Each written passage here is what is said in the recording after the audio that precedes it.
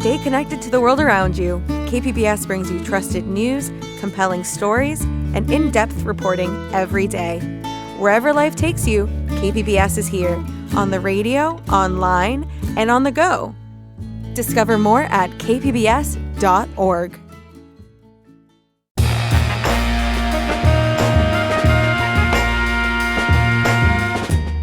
Welcome in, San Diego. It's Jade Hindman. On today's show, a fellowship connecting artists with ancestry. This is KPBS Midday Edition, connecting our communities through conversation.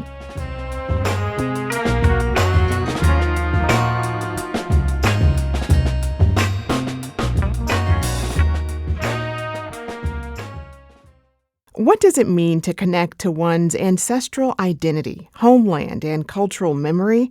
4 artists are exploring that very question as part of an inaugural arts fellowship.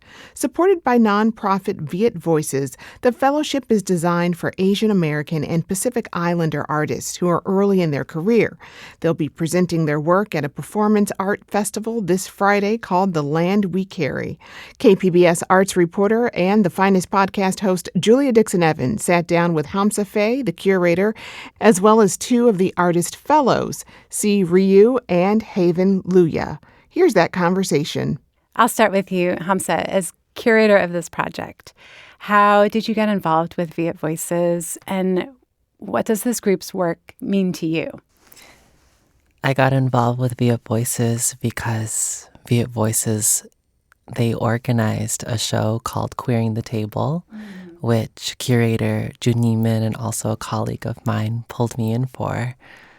At first, I thought I was going to recite poetry from a book I wrote called Blood Frequency, but instead I decided to conceptualize the poem and perform a work called Homework, which illuminates the terror and the grief behind domestic violence, especially in Vietnamese immigrant culture and diasporic culture in general. Fast forward to now, Huy Tran and I of Viet Voices sat down and we said, we really want to create a container where diasporic Asian Americans can really re-narrate their cultural history, their myth, as a way of world building. We're sharing a truth, and in that truth, and perhaps it archives on the land that we live on, which leads to the show that we have, The Land We Carry. Can you tell us what that means, the land we carry? Before I tell you the land we carry, I feel like I have to talk about ancestry. There is land ancestry, meaning the geographical place we were born on. There's blood ancestry, the DNA that runs through us, our perhaps blood heritage, our homeland, or our grandparents' heritage. I think a great question to figure that out is, where did your grandmothers come from? And then one of our favorites, me and Sia actually just talked about this, our cosmic ancestry, what goes beyond the physical, our past lives, the liminal subconscious. And so in this trinity, I think, the land we carry all of these aspects. But do we know what we carry everywhere we go? See, I want to talk to you next about performance work in general, because it can seem intimidating to audiences, I think. What, first of all, constitutes performance art? I think performance art is a container for anything that is performative that might not be in the traditional arts. So in the traditional arts, we think of performance as theater, classical music, dance. And those are all wonderful modes of expression. But I think performance is something that is undefinable. And it's, rather than translating maybe for a broad audience, that's for everyone, that these traditional mediums really do teach you. Performance art can be anything. It can be something that you are thinking about in your ancestry. It can be the dance that you dance alone in your room while you're raging. It can be the soft whispers to a lover that you thought would be hidden, but you're deciding to speak to an audience. And I think that's sort of the beauty about performance, is that it is undefinable.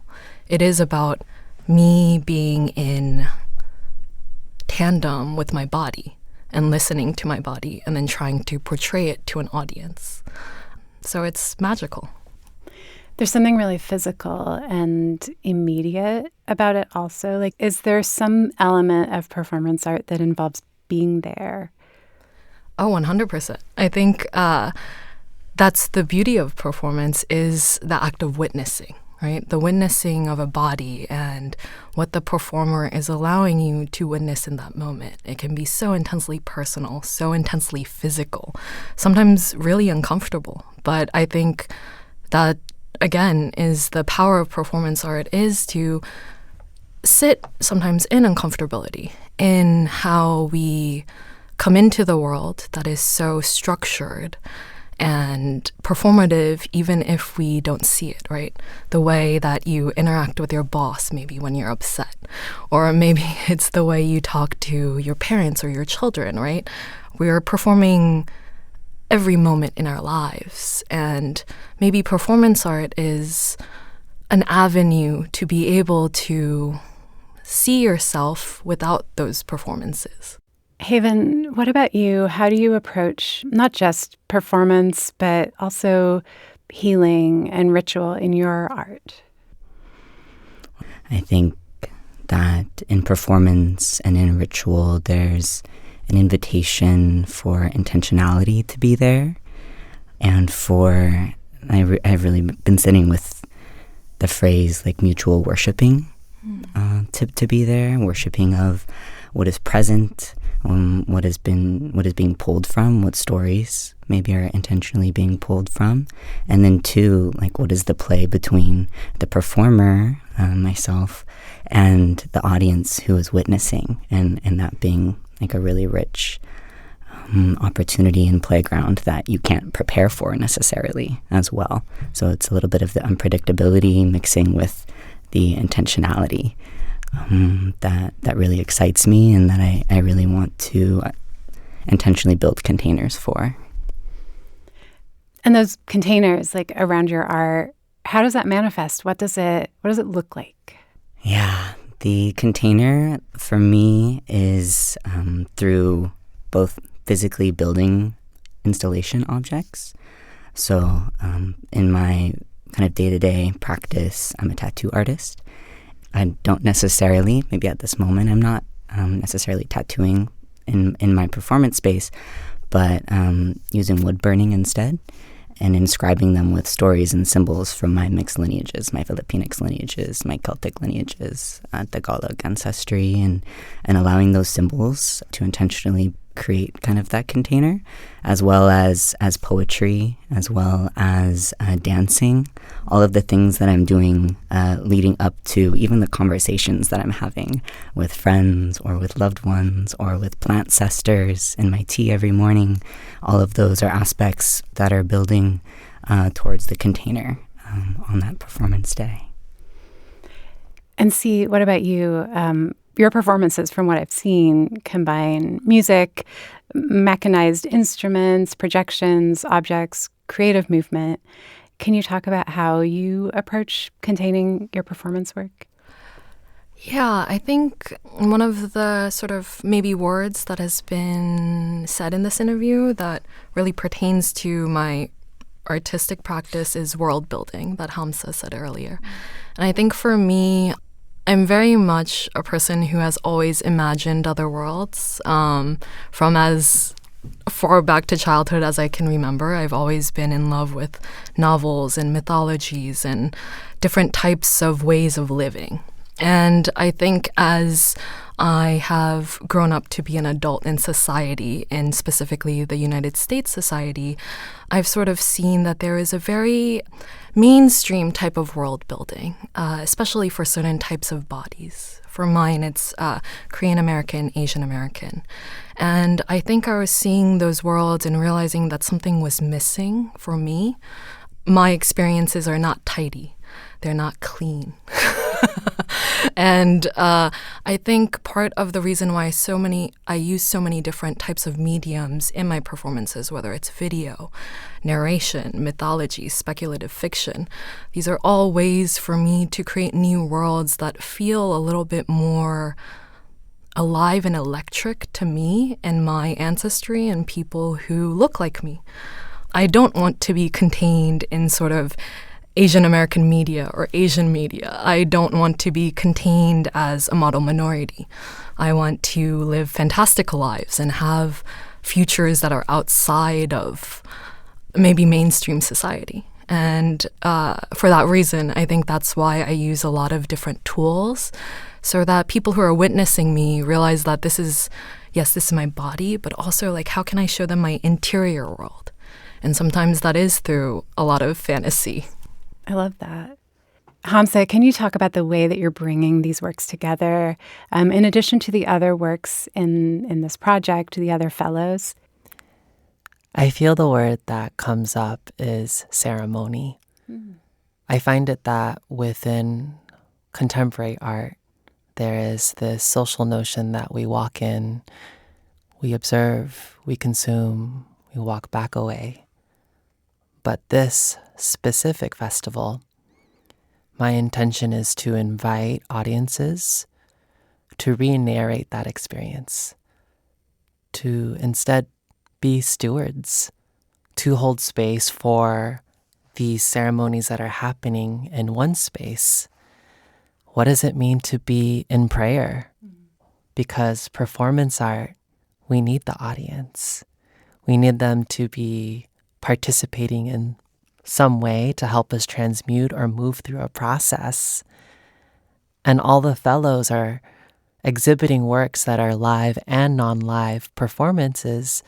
Yes, that includes some sort of body-based medium, but every work is a spell. We're casting something out into the world, and perhaps it's resistance, perhaps it's some sort of protest. But in my research, especially around performance and AAPI culture, there is this need to reclaim these ethno-traditional practices like dance and tattooing and carving and singing and implementing it in a way that really talks to our personal history. So to answer your question, ceremony. We are in ceremony, baby. What is the audience experience then, being part of this? We're working with a very specific space to build some sort of dialogue around spirituality. And so we are working at El Salon, which is a repurposed church redesigned by Teddy Cruz from UCSD. I think about transformation when I hear about this. And with works that express Catholicism, indoctrination of religion in the body, or how past lives can live in the body, or how our ancestral folk traditions can be expressed in performance as an act of devotion. This really reframes how the audience can participate. Yes, you can watch and witness, but what does it mean to care? To care for someone's experience on the performance stage. And I think for me, as someone who is an audience member, I'm yearning for that visceral tug on my heart to pull me back to empathy, that when I go home, I'm drooling with so much hope because someone just shared so much vulnerability. So the question I ask audience members in their participation is, what is your intention of being here? Is it the food? Because the food's amazing. And the performance is so electric. But what is your alchemical ingredient that you're adding to the pot today, to the soup?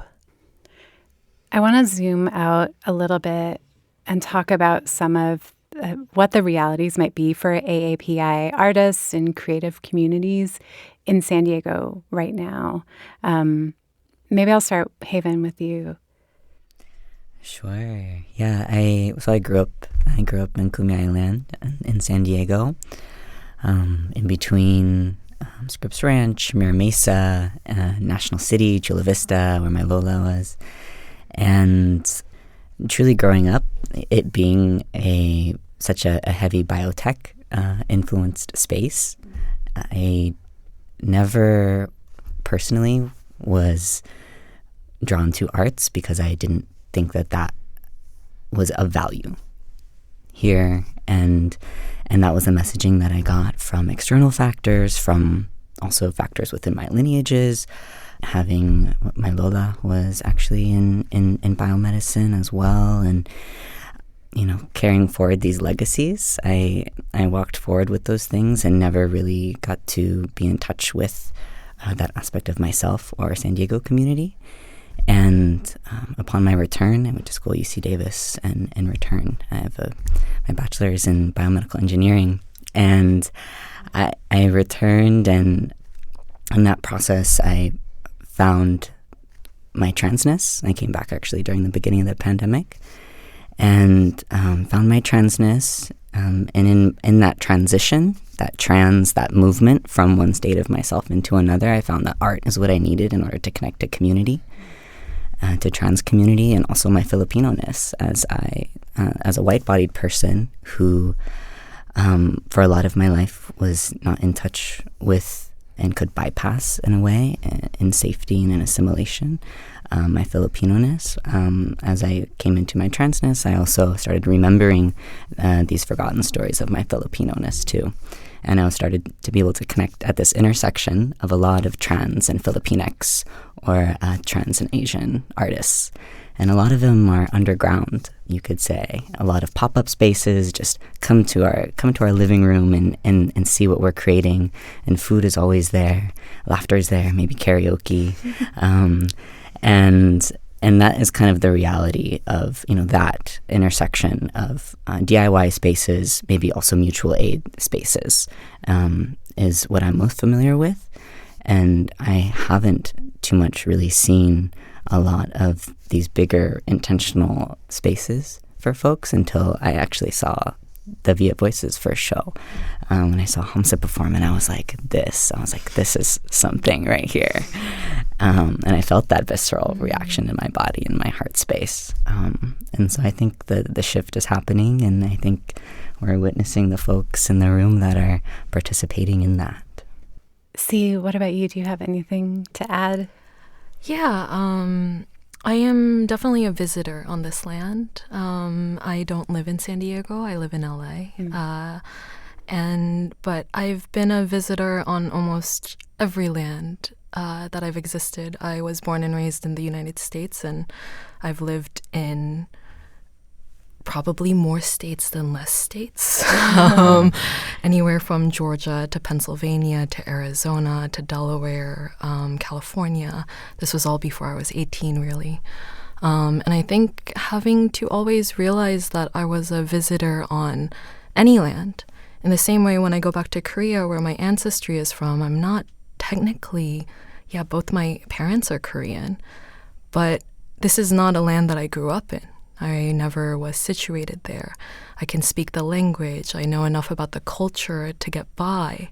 But there are certain things that you will never understand, like the land frequency or how the sea speaks to you, because I've never lived there for a long time. And so I think with the title, The Land We Carry, of the show, I'm thinking about how most of us are visitors on land, and how it's also our duty as visitors to care for the land and listen to it. And there's not a lot of listening going on right now, unfortunately. And I think these spaces that AAPI artists, BIPOC artists, Indigenous artists are all creating with ceremony, with performance art, and creating spaces for our voices. It's so important right now because, especially in, I think, the AAPI diaspora, we're taught, like Haven said, to kind of go on a certain path that will be the quote-unquote American dream, or quote-unquote good for you at the end of the day. And I think a lot of us are realizing that that narrative has been fabricated. And right now we're in a place where I think it's really important for us to be strange and weird and push back and to listen to ourselves and the land even more rather than maybe doom scroll or maybe be performative in our identity because that is what society wants from us. And so I am really grateful to be a part of this cohort and under the direction of Hamza, who has really sort of guided us into allowing us to be ourselves so clearly without censorship. Mm-hmm. And that has just been something so wonderful for my body, and I think for a lot of our communities to witness. What is the message that you want to share with San Diego through this art? I'll start with you, Hamza. The message that I wish to offer to San Diego, the land we carry, is more so a question. I don't have any answers. The question is really in the title. What do you carry? What lands do you come from? And how have you integrated your geographical heart onto this one? Are you connected to it? Are you dissociated on this land? Something that I find really helpful. This is kind of cute. It's an acronym. We love these. It's called HALT. When I'm hungry, when I'm angry, when I'm lonely, and when I'm tired. All pathways to dissociate. But for me, I'm like, I want to rage. I'm going to go howl. I'm tired. I'm going to sleep under a tree. I have created habits to return to the land for guidance. And I'm wondering, I wonder if these performances will inspire those to return. That was curator Hamza Faye and artist fellows C. Ryu and Haven Luya, speaking with KPBS arts reporter and the finest host, Julia Dixon Evans. Their showcase, The Land We Carry, will take place at the El Salon Theater in San Ysidro this Friday, July 26th. Performances start at 5 p.m., and you can find more details on kpbs.org.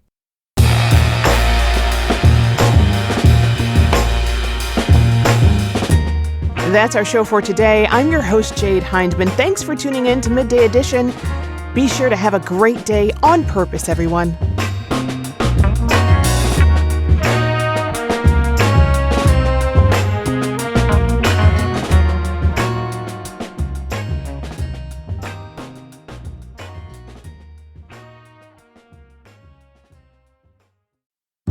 Stay connected to the world around you. KPBS brings you trusted news, compelling stories, and in-depth reporting every day.